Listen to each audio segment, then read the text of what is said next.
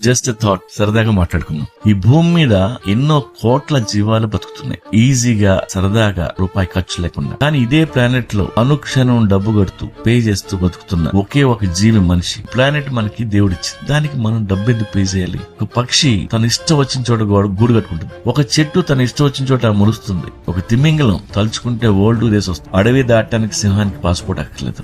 ఆఫ్రికాలో ఉన్న కొంగలు కొల్లేరు గెస్ట్ హౌస్ లో కొన్నాళ్ళు నుండి వెళ్ళిపోతున్నాయి. అన్ని జంతువులు, పక్షులు హ్యాపీగా, ఫ్రీగా, క్రెడిట్ కార్డ్స్ లేకుండా బతుకుతున్నాయి. వారికి డబ్బు అక్కర్లేదు. మనకి మాత్రం తినడానికి డబ్బు కావాలి, ఇల్లు కట్టుకోవాలంటే ల్యాండ్ కొనాలి, తర్వాత పర్మిషన్ కొనాలి, బోర్డు దాటాలంటే పాస్పోర్ట్ ఉండాలి. ప్రపంచాన్ని ముక్కలు చేసుకున్నాం. అది వేరే దేశం అట, మనది కాదట. పైగా మన దేశంలో కూడా బతికినంత కాలం మనం డబ్బు కడుతూనే ఉండాలట.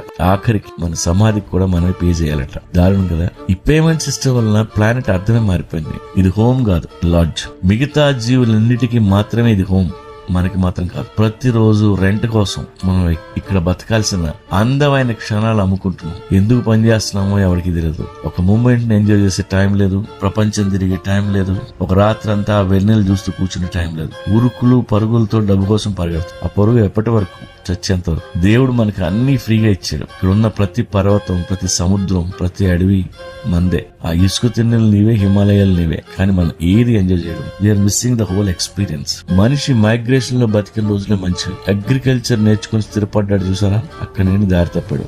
జీవితంలో స్థిరపడ్డాము అంటే ఇరుక్కున్నామే, ఫ్రీడమ్ ఉండదు. అందుకే తాడు బొంగరం లేని జీవితాలు ఎంత బాగుంటాయి. హాయిగా పక్షుల్లా ఎగురుకుంటూ ఒకటి మాత్రం నిజం, మనం బతికేది బతుకు కాదు, మనకంటే ఆ కాకి మేలు. ఈ ఇల్లు దాంది, మంది కాదు. మనం పుట్టింది రెంట్స్ కట్టడానిక.